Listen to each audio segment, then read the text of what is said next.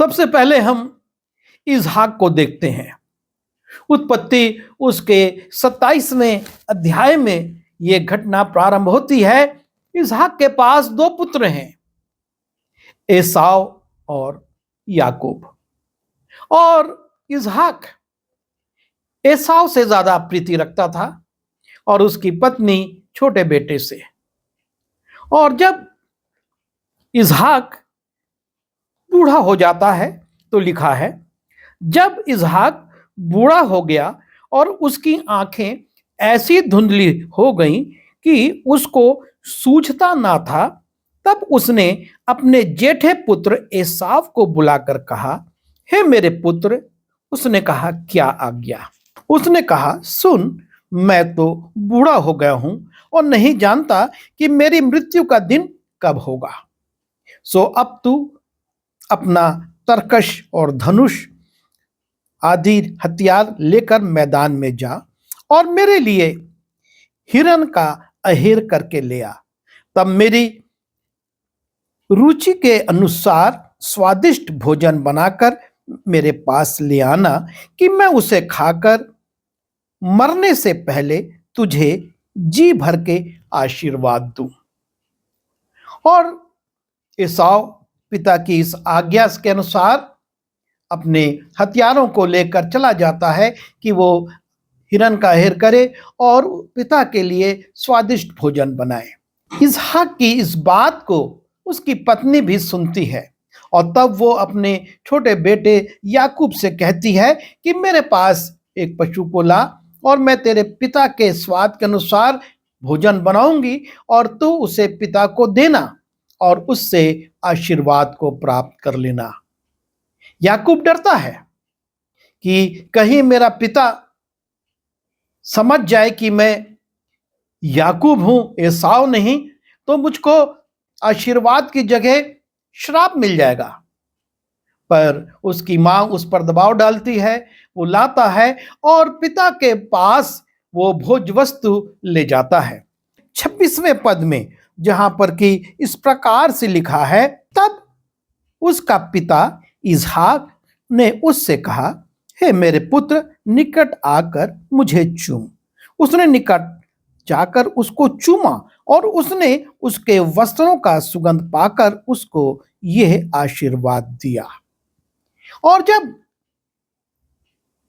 याकूब पिता के पास जाता है कि मैं एसाव हूं और भोजन बनाकर लाया हूं, पिता उसको बुलाता है, चूमता है। क्योंकि वो देखने में असमर्थ हो गया है, टटोल कर देखता है कि हाँ, ये तो एसाव ही लग रहा है। और फिर वो भोजन करता है और वो याकूब को आशीर्वाद देता है। और जब वो याकूब को आशीर्वाद दे चुकता है और याकूब अपने पिता इसहाक के सामने से निकला ही था कि एसाव अहेर लेकर आ पहुंचा। तब वो भी स्वादिष्ट भोजन वस्तु बनाकर अपने पिता के पास ले गया और उससे कहा, हे मेरे पिता, उठकर अपने पुत्र के अहेर का मांस खा ताकि मुझे जी से आशीर्वाद दे। जब याकूब को उसके पिता ने आशीर्वाद दे दिया और वो चला गया और एसाव आया, और जब एसाव ने इन बातों को सुना कि उसको आशीर्वाद दिया जा चुका है और इसहाक ये भी कहता है कि ये आशीर्वाद उस पर लगा रहेगा, अब मैं उसको वापस नहीं ले सकता, वो दुखी होता है। और लिखा हुआ है, एसाव ने तो याकूब से अपने पिता के दिए हुए आशीर्वाद के कारण बैर रखा। सो उसने सोचा कि मेरे पिता के अंत काल का दिन निकट है, फिर मैं अपने भाई याकूब को घात करूंगा, मैं इसका बदला पिता की मृत्यु के बाद लूंगा। इस घटना से इसहाक दुखी होता है। वो चाहता था एसाव को आशीर्वाद दे, लेकिन याकूब चालाकी से उस आशीर्वाद को लेकर चला जाता है। पिता को दुख होता है, लेकिन पिता याकूब के इस अपराध को भी क्षमा करता है। जब उसको ये मालूम होता है कि एसाव अपने भाई को मारने की योजना बना रहा है और वो सिर्फ इस बात की प्रतीक्षा में है कि कब मेरे पिता की मृत्यु होगी, उसके बाद मैं ये करूंगा। वो याकूब को बुलवाता है। तब इसहाक ने याकूब को बुलवाकर आशीर्वाद दिया। वो क्रोधित हुआ, वो दुखी हुआ, वो जिसको देना चाहता था आशीर्वाद नहीं दे पाया, उसके बावजूद भी वो अपने छोटे बेटे को क्षमा करता है और बुलाता है और उसको आशीर्वाद देकर कहता है कि पद्दमराम में अपने नाना बतूएल के घर जाकर वहां अपने मामा लाबान की एक बेटी को ब्याह लेना और सर्वशक्तिमान ईश्वर तुझे आशीष दे और फुला फलाकर बढ़ाए और तू राज्य राज्य की मंडलियों का मूल हो और वो तुझे और तेरे वंश को और भी इब्राहिम की सी आशीष दे कि तू ये देश जिसमें तू परदेशी होकर रहता है और जिसे परमेश्वर ने इब्राहिम को दिया था उसका अधिकारी हो जाए। पिता पुत्र को, इसहाक याकूब को क्षमा करता है। जरूर से उसने गलती करी, अनुचित कार्य किया, धोखा दिया पिता को, लेकिन फिर भी पिता का प्रेम हम देखते हैं कि किस प्रकार से अपने छोटे बेटे पर है और वो उसको बुलाता है, आशीर्वाद देता है और उसको फलने फूलने की आशीष प्रदान करता है। यह है पिता का प्रेम जो वो अपने बच्चों से करता है। आगे हम जब जाते हैं इसी उत्पत्ति में और उसके 37वें अध्याय को देखते हैं और वहां पर याकूब का वर्णन है और याकूब के बेटे अपने भाई यूसुफ को, जिससे वो बैर रखते थे, घृणा करते थे कि पिता हमसे ज्यादा इससे प्रेम करता है और वो उनकी गलतियों को पिता को बताता था, उसको इश्माइलियों के हाथ में बेच देते हैं। और उत्पत्ति उसके 37वें अध्याय के हम 27वें पद में देखते हैं, लिखा है, आओ हम उसे इश्माइलियों के हाथ बेच डालें। सो यूसुफ के भाइयों ने उसको गड्ढे में से खींचकर बाहर निकाला और इश्माइलियों के हाथ चांदी के 20 टुकड़ों में बेच दिया और वे यूसुफ को मिस्र में ले गए। और इस प्रकार से इन 10 भाइयों ने अपने एक भाई यूसुफ को बैर रखने के कारण, उससे चिढ़ने के कारण इश्माइलियों के हाथ बेच दिया। और तब उन्होंने यूसुफ का अंगरखा लिया और एक बकरे को मार करके उसके लहू में उसे डुबा दिया और उन्होंने उस अंगरखे को अपने पिता के पास कहला दिया कि ये हमको मिला है, सो देख कर पहचान ले, ये तेरे पुत्र का अंगरखा है कि नहीं। उसने उसको पहचान लिया और कहा, हाँ, ये मेरे ही पुत्र का अंगरखा है, किसी दुष्ट पशु ने उसको खा लिया। निसंदेह यूसुफ मार डाला गया है। तब याकूब ने अपने वस्त्र फाड़े, कमर में टाट लपेटा और अपने पुत्र के लिए बहुत दिनों तक विलाप करता रहा। और उसके बेटे बेटियों ने उसको शांति देने का प्रयत्न किया, पर उसको शांति ना मिली। वो यही कहता रहा, मैं तो विलाप करता हुआ अपने पुत्र के पास अधोलोक में उतर जाऊंगा। यूसुफ का पिता याकूब अपने बेटे के लिए विलाप करने लगा और यह विलाप 1 वर्ष 2 वर्ष नहीं, लगभग 22 वर्ष तक वो करता रहा कि उसकी आंखें धुंधली हो गईं, उसकी आंखों से ठीक से दिखना बंद हो गया। इतना वो विलाप करता रहा क्योंकि यूसुफ 13 साल तो गुलामी में रहा। उसके बाद जब फिरौन के स्वप्न का अर्थ उसने बताया, तो उसको प्रधान बनाया गया और 7 साल तक देश में सुकाल रहा।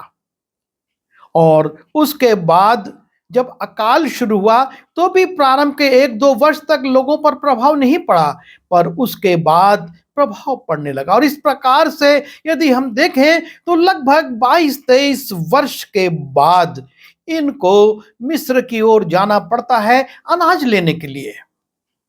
और भाई लोग जाते हैं, वहां पर यूसुफ उनको पहचान लेता है और पहचानने के बाद शुरू में वो अपने आप को प्रकट नहीं करता, लेकिन तत्पश्चात वो उनको प्रकट करता है और अपने पिता को बुलवाता है। यूसुफ अपने पिता को लाने के लिए गाड़ियां भेजता है। तब यूसुफ अपना रथ जुतवाकर अपने पिता इस्राएल से भेंट करने के लिए गोशेन देश को गया और उससे भेंट करके उसके गले से लिपटकर और कुछ देर तक उसके गले से लिपटा हुआ रोता रहा। तब इस्राएल ने यूसुफ से कहा, अब मैं मरने को भी प्रसन्न हूं, क्योंकि तुझे जीवित पाया और तेरा मुंह देख लिया।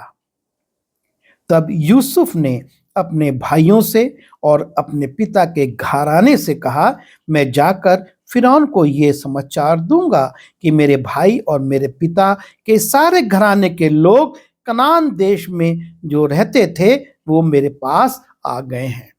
इन बेटों ने अपने पिता को धोखा दिया।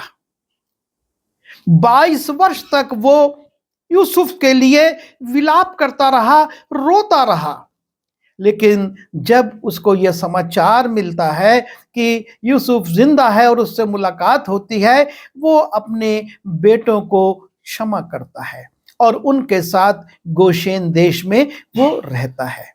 वो उनसे ये नहीं कहता कि तुमने मुझको बहुत धोखा दिया, मेरे जिंदगी के 22 साल सिर्फ विलाप में, शोक में, दुख में बीते। वो इन बातों को भूल जाता है और अपने बेटों को पहले जैसे ही प्रेम करता है। और आगे भी हम देखते हैं कि वो इस बात को स्मरण नहीं करता कि तुमने क्या किया, लेकिन उनके लिए भी आशीर्वाद की बात करता है, उनको भी आशीर्वाद देता है मरने से पहले। यह है पिता का प्रेम। संतान गलती करती है, धोखा देती है, लेकिन पिता क्षमा करता है। आगे हम जब दूसरा शमूएल उसके 15वें अध्याय में जाते हैं, वहां पर हम राजा दाऊद के विषय में देखते हैं। और राजा दाऊद का बेटा अबशलोम बगावत कर देता है।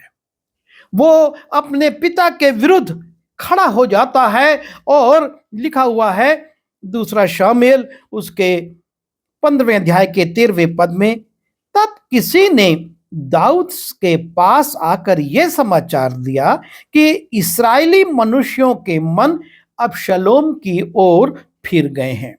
तब दाऊद ने अपने सब कर्मचारियों को जो यरूशलेम में उसके संग थे कहा, आओ हम भाग चले, नहीं तो हम में से कोई भी अबशलोम से ना बचेगा। इसलिए फुर्ती करके चले चलो, ऐसा ना हो कि वो फुर्ती करके हमें आ घेरे और हमारी हानि करे और इस नगर को तलवार से मार ले।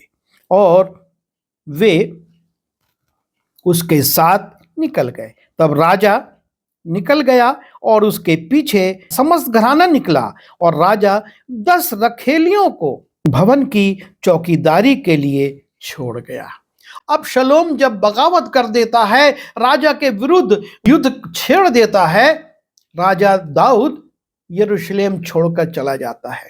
अबशलोम आता है, यरूशलेम में वो राजा को नहीं पाता, ना किसी को जो कि उसके कर्मचारी थे, और सिर्फ 10 रखेलियों को वो महल में पाता है और उनके साथ भी वो सार्वजनिक रूप से अटारी पर दुष्कर्म करता है। और इस प्रकार से वो अपने पिता के विरुद्ध कार्य करता जाता है। और तब उसने सेना को जमा किया कि वो जंगल में जहां पर उसका पिता छिपा है उस पर आक्रमण करके उसे मारे। और वो तैयारी के साथ जाता है। जब ये युद्ध की स्थिति होती है, राजा अपने सेनापतियों को किस प्रकार से आदेश देता है। दूसरा शामुएल 18:5 में, और राजा ने योआब, अबीशै और इत्तै को आज्ञा दी कि मेरे निमित्त उस जवान अर्थात अबशलोम से कोमलता करना। ये आज्ञा राजा ने अबशलोम के विषय में सब प्रधानों को, सब लोगों के सुनते दी। और इस प्रकार से अबशलोम का विद्रोह हुआ, राजा को महल छोड़ना पड़ा, अपमानित होना पड़ा, और जिन स्त्रियों को उसने वहां रखा था उनका अपमान हुआ। उसके बावजूद पिता अपने बेटे पर दया कर रहा है। वो जानता है कि युद्ध में कुछ भी हो सकता है, युद्ध में उसका बेटा मारा भी जा सकता है, क्योंकि वो अपने वीरों को जानता था। और इसलिए लिखा है कि उसने योआब, अबीशै और इत्तै को आज्ञा दी कि मेरे निमित्त, सिर्फ मेरे कारण से तुम अबशलोम पर दया करना। और जब राजा को यह समाचार मिलता है कि युद्ध में अबशलोम मारा गया है, तब लिखा है, तब राजा बहुत घबराया और फाटक के ऊपर की ओर अटारी पर रोता हुआ चढ़ने लगा और चलते चलते यूं कहता गया कि हाय मेरे बेटे अबशलोम, मेरे बेटे, हाय मेरे बेटे अबशलोम, भला होता कि मैं आप ही तेरे संति मरता। हाय अबशलोम, मेरे बेटे, मेरे बेटे। और वो अपने इस बेटे के लिए विलाप कर रहा है। वो इस बात से प्रसन्न नहीं कि वो फिर से अब यरूशलेम का राजा बन जाएगा, लेकिन बेटे की मृत्यु उसको अंदर तक शोकित कर देती है। वो उसको उन गलतियों को क्षमा करके उसके लिए शोक कर रहा है। और जब योआब ने उसको मारा था और इस बात को राजा जानता था, उसके बावजूद भी वो योआब को तो दंड नहीं दे पाता उस समय। लेकिन हम देखते हैं जब वो सुलेमान को राजपाट देता है और मृत्यु से पहले वो उसको कुछ आज्ञाएं देता है, और उसमें सबसे पहली आज्ञा, पहला राजा उसके 2 अध्याय के 5वें पद में, फिर तू स्वयं जानता है कि सरूयाह का पुत्र योआब ने मुझसे क्या किया है। वो ये नहीं बता रहा है कि अबशलोम को इसने मारा था, लेकिन वो अपने बेटे को आज्ञा दे रहा है कि तू स्वयं जानता है योआब ने मुझसे क्या किया। अर्थात उसने नेर के पुत्र अबनेर और येतेर के पुत्र अमासा, इस्राएल के इन 2 सेनापतियों से क्या किया था। और इस प्रकार से वो ये कहता है कि तू योआब को छोड़ना मत, इसलिए तू अपनी बुद्धि से काम लेना और उस पक्के बाल वाले को अधोलोक में शांति से उतरने ना देना। दाऊद के दिल में एक टीस है। वो ये नहीं प्रकट कर रहा है कि इसने अबशलोम को भी मारा था, लेकिन उस टीस को वो अपने बेटे को बता देता है कि तू इसको छोड़ना मत। और जब हम पहला राजा उसके 2 अध्याय के 28वें पद में जाते हैं और वहां पर लिखा है, इसका समाचार योआब तक पहुंचा। योआब अबशलोम के पीछे तो नहीं हो लिया था, परंतु अदोनिय्याह के पीछे हो लिया था। तब योआब यहोवा के तंबू को भाग गया और वेदी के सींगों को पकड़ लिया। तब राजा सुलेमान को यह समाचार मिला कि योआब यहोवा के तंबू को भाग गया है और वो वेदी के पास है। तब सुलेमान ने यहोयादा के पुत्र बनाया को यह आज्ञा देकर भेजा कि तू जाकर उसे मार डाल। तब बनाया ने यहोवा के तंबू के पास आकर उससे कहा, राजा की यह आज्ञा है कि निकल आ। उसने कहा, नहीं, यही मर जाऊंगा। तब बनाया ने लौटकर यह संदेश राजा को दिया कि योआब ने मुझे यह उत्तर दिया। राजा ने उससे कहा, उसके कहने के अनुसार उसको मार डाल और उसे मिट्टी दे। ऐसा करके निर्दोष का जो खून योआब ने किया है उसका दोष तू मुझ पर से और अपने पिता के घराने पर से दूर करेगा। दाऊद अबशलोम के विद्रोह के बावजूद भी उससे कितना प्रेम करता था, उसका प्रेम उस पर कैसे बना हुआ था, और वो उसके शत्रुओं को क्षमा नहीं करता, उसके मारने वालों को क्षमा नहीं करता है, स्वयं उनको दंडित नहीं करता, लेकिन वो सुलेमान को आज्ञा देता है और सुलेमान बड़ी बुद्धिमानी के साथ उस व्यक्ति को मरवा देता है। इसहाक ने याकूब को क्षमा किया, आशीर्वाद देकर हटा दिया, ताकि भाई भाई में किसी प्रकार का कोई भी ऐसा कार्य ना हो जिससे कि किसी की हानि हो। याकूब ने अपने बेटों को क्षमा किया, तुमने मुझको 22 साल तक रुलाया, पर वो उस बात को भूलकर फिर से अपने बच्चों के साथ रहने लगता है।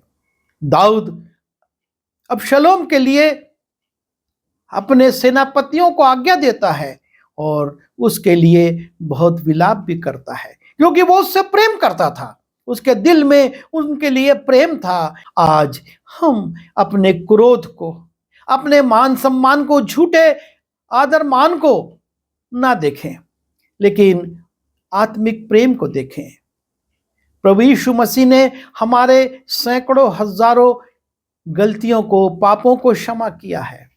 हम अपने लोगों को क्षमा करना सीखें और क्षमा करके एक नई आनंदमयी जिंदगी शुरू कर सके।